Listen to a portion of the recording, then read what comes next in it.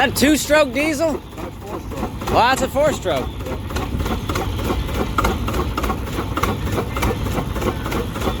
And how many RPMs can this engine reasonably run up It's to? supposed to run 900. 900? Yeah. Right now it's about 300. I was gonna say, it's just putting.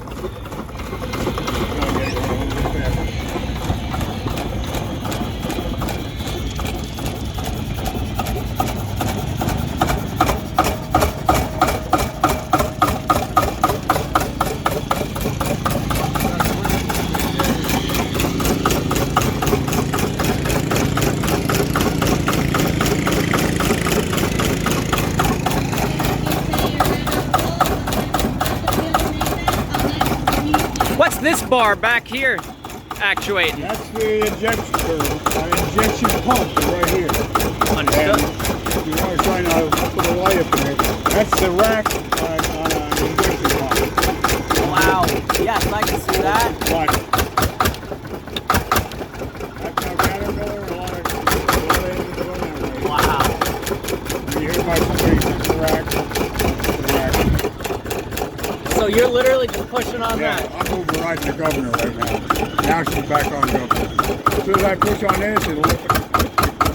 And now she'll come back on her own. So cool. And those gears just slide like that all the time. Wow, that's impressive. Yeah, that it's continually sliding up and down in that gear track. Yeah, and then she down on the track. Yeah. That's a little plunger. You can see the shiny part way up in there. That's the actual plunger. Yep. And it's not very big on a Caterpillar because that Cummins, the Cummins have about twice that size.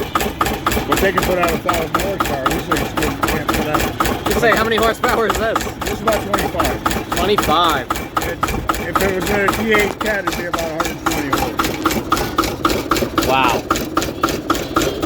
How beautiful. 5 3/4 by 8 horse. And this is running That's the fuel pump and the water pump. Yeah, the fuel. Wow. And is that a replacement piston back there for this? That's the same piston. Look at the size of that thing, man. Yeah, that's the piston that's in it. Here's the main bar. Wow. Awesome. That came out of a ferry boat with 147,000 hours on it, and it still could go back running again. Wow. Are those Babbitt? That's aluminum. It's aluminum. It might be a little bit of Babbitt on the top. I don't know. But that's aluminum. For aluminum, that's incredible. What was that? Heard that. I heard it too. I don't know what's the flow. I can hear where noise. Ah, good. Just a bolt, but it didn't come out of this. That's funny. Oh, we'd find out quick. Now, what's that jar up there collecting? That's the air cleaner. Aha! Yeah, they use a bowl jar for... Ain't collecting anything. That's the dust. Well, if it was dust here, we'd fire it. That spins the dust out, goes into that before it goes into the main oil bath air cleaner. Wow. That's old school Caterpillar. Yeah, I was gonna say, yeah, if you're on a dusty work site, that's what you need. If you got oil in the bottom pan, it washes the screens off. Yep. They found dryer cleaners more efficient. Any idea what this was used for? Yeah, it's a test engine. This was just a test engine. Just a test engine for testing fuel oils. This one was used for testing lube oil. Wow. A purpose-built, or, you know, just... Testing lube oil. Lube oil, yeah. It was in a Lubrizol oil facility. I mean, was this one of the testing points? Yeah, well, yeah, they tested I everything. say, because you gotta lube that. You need, you're constantly sliding on that rack. Yeah, they tested everything. These engines, most engines, that's all enclosed in oil. Yeah. You get some oil on it, but this gets a little bit of fuel from the plunger. Very, very good.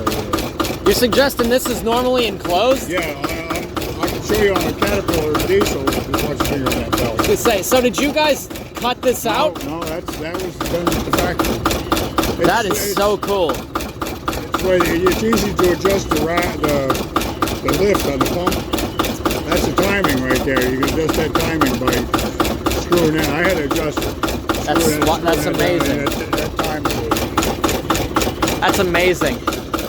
These engines have cam loads that were holding. They're actually fastened right onto the cam shaft. Change the loads. If they wore the loads out.